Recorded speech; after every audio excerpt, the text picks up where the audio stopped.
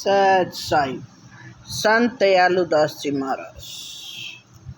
आपका जन्म अक्षत्रिय वंश में जिला पटियाला की नाभा तहसील के नज़दीक गांव कपियाल में माता जीवन कौर जी की कोख से हुआ था।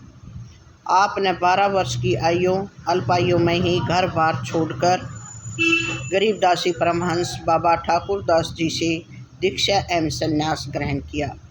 बाबा ठाकुरदास जी जिला पटियाला के गांव बसेरा में रहते थे। लगभग 5 वर्ष तक आपने उनकी सेवा में रहकर सामान्य अध्ययन किया तथा उसके उपरांत आप वाराणसी अध्ययन के लिए चले गए। वहाँ पर कुछ समय स्थायी रहकर वेद शास्त्रों का सांगोपांग अध्ययन किया तथा वापस आकर पंजाब में परमहंस परिव्राजिकाचार्य स्वामी ब्रह्मानंद जी गुदड़ीवाले के पास मंडली में रहने लगे। यहाँ पर आपने सतगुरु गरीबदास जी की वाणी को महामंडलेश्वर श्री ब्रह्मानंद जी गुदड़ीवालों से अर्थ सहित पढ़ा। इसके साथ साथ आप मंडली के नियम कायदों के अतिरिक्त विरक्त महात्माओं के रहन सहन एवं क्रियाकलापों का भी अध्ययन करते रहे। एक उच्च कोटि के विद्वान होने के साथ साथ आप सहज सरल एवं स्वभाव से दयालु थे। आपके निष्पक्ष व्यवहार एवं विद्वता से प्रभावित होकर अच्छे से अच्छे विद्वान भी आपको सम्मान की दृष्टि से देखते थे। धीरे धीरे आपके पास पढ़ने वाले सैकड़ों की गिनती में महात्मा रहने लगे। आपके कुशल व्यवहार एवं विद्वता से प्रभावित होकर कई धनाढ़ सेठ, यहाँ तक कि राजा हीरा सिंह तक भी प्रभावित होकर संत सेवा में आने लगे। आप भ्रमण करते समय सतगुरु गरीबदास जी की महाराज जी की वाणी ग्रंथ साहिब को सिर पर रख कर चलते थे तथा वाणी से ही कथा भी करते रहते थे।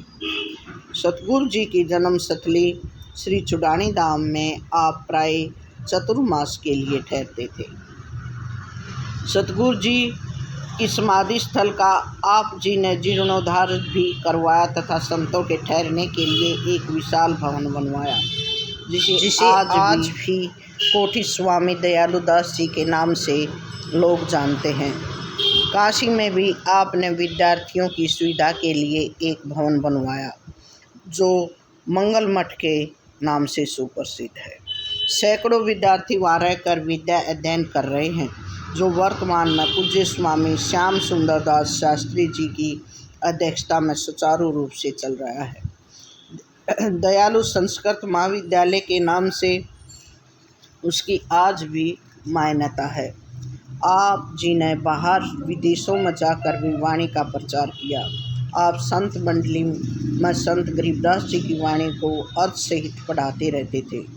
आपके शिष्यों में संत फूमन दास जी, बड़ी सरकार, संत आनंद प्रकाश जी, संत रामकृष्ण परमहंस जी, संत भास्करानंद जी, संत जगदीशानंद जी, संत ध्यानदास जी आदि प्रभावशाली महात्मा हुए, जिनको आज भी सम्मान पूर्वक याद किया जाता है। सत साई।